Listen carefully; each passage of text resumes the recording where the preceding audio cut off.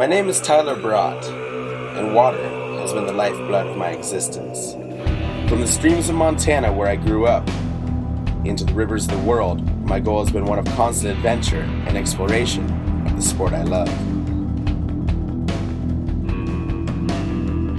I've climbed to the top of the sport of whitewater kayaking, claiming 2 world record waterfall descents and traveling endlessly from one adventure to the next. I was on top of the world until that fateful day when my world came crashing down around me.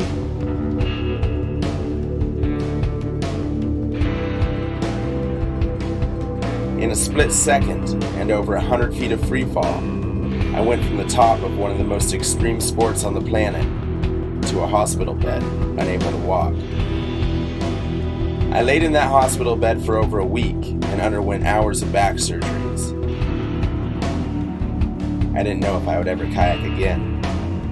I had to remember the positive life I had lived up till that day. I had to remember what kayaking had taught me. I am a survivor, and no matter what in life, you're gonna take some hits. I had dreams of rebuilding, but no idea where to begin. I was healing at home in Missoula, Montana, when I spoke with my good friends Eric Boomer and Sarah McNair Laundry to discuss what would be my greatest chance at recovery and exploration, a self-sustainable 30-day sea kayaking expedition to cross the Sea of Cortez. I left immediately. We all met in Los Angeles, California, and drove directly to Mexico.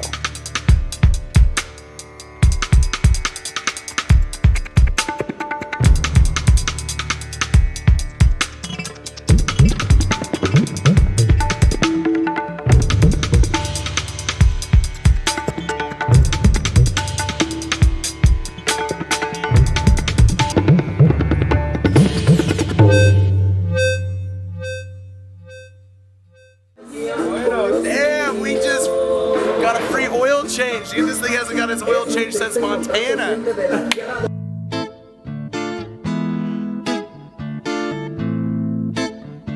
I volunteered my truck and began this journey all the way up in Montana, drove out to Portland, and then took I-5 all the way down to LA, where I met up with Eric and Sarah.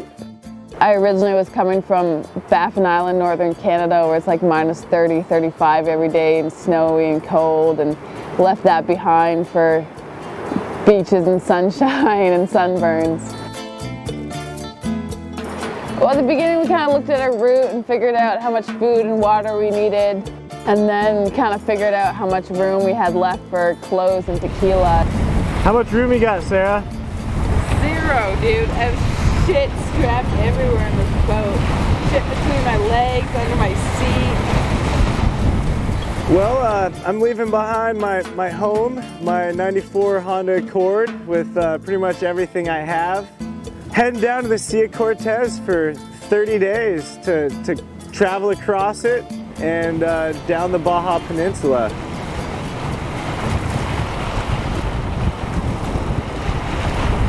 Starting out the trip right here. We're trying to make it to that island right way over there. It's about a 12-kilometer crossing, and yeah, man, we haven't tested our loads yet or these boats that much, so we're basically starting out into a headwind with about a 12-kilometer crossing. So definitely not the recommendable way to start an expedition, but I think we'll be fine. And worst case scenario, the wind's coming straight back our direction, so if we can't make it, we'll end up right back where we started.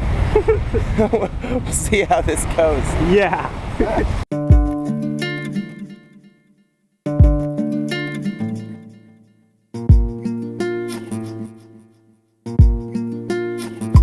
Para elevarse tienen que levantarse primero. La clave es escucharse y defenderse del veneno. Canalizar la pena, rompiendo la frontera. Saber dónde correr cuando suene la sirena. Violenta es la maldad en la tormenta. Reprimen y sus máquinas se llevan nuestra selva. Alerta. Estén donde estén, solo déjense guiar si por la fuerza del bien hay que salir a resistir. Hay que guardar el aire, hay que entregarse a combatir y sin confiar en nadie. Flashes, se escuchan tiros, la realidad está en las calles. No existen libros, solo vampiros azules, misiles civiles.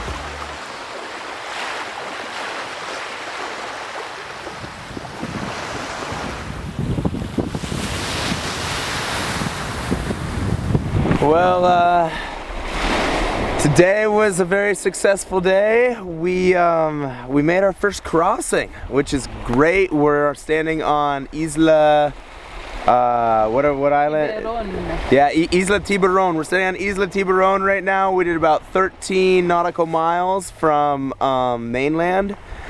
And we can actually see Baja in the distance, which is sick. What did you feel like today? What happened? My emotions? Yeah. I felt happy. Sometimes tired, mostly happy. Now we're just looking at an even more exposed crossing to a even smaller island that hopefully has a beach on it. And we're just loving it. We're about to build a fire, cook up some sick food.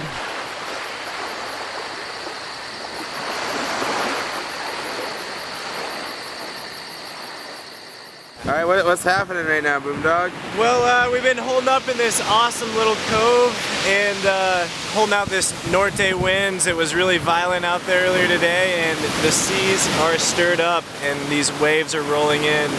The sets are getting bigger and our small beach is just getting smaller.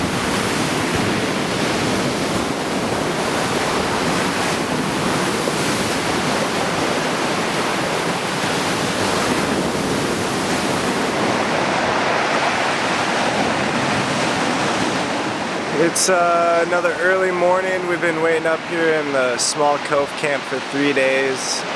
Waves have been pounding and kind of located us into this small corner over here.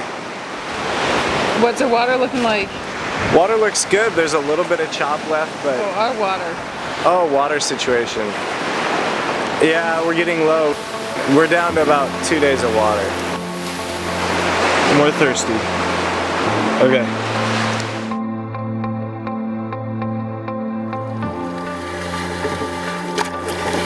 The Sea of Cortez is a magical place. For over a month we wandered its waters and shorelines, blissful in our reality of vast emptiness, friendship, and simple subsistence. We crossed the Sea of Cortez, then traced the coastline of Baja south, covering over 250 miles of open sea and coastline. I felt my eyes continuously wander towards the horizon. I stared for days at that thin line that represents the unknown, the doorway to a world of infinite possibilities and endless adventures. Adventure builds dreams, and this trip was the fuel I needed to take my first decisive step forward. Just as the Triax had carried us across the Sea of Cortez, I needed to find a substantially suitable vessel for the journey ahead. Almost serendipitously, the end of the Triax expedition was the beginning of what will undoubtedly be the greatest journey of my life. Less than 2 weeks after we pulled the Triax off the beach for the last time, I found the boat that had evaded me for so long. My goal is now clear: to circle the planet on the wings of the Wizard's Eye.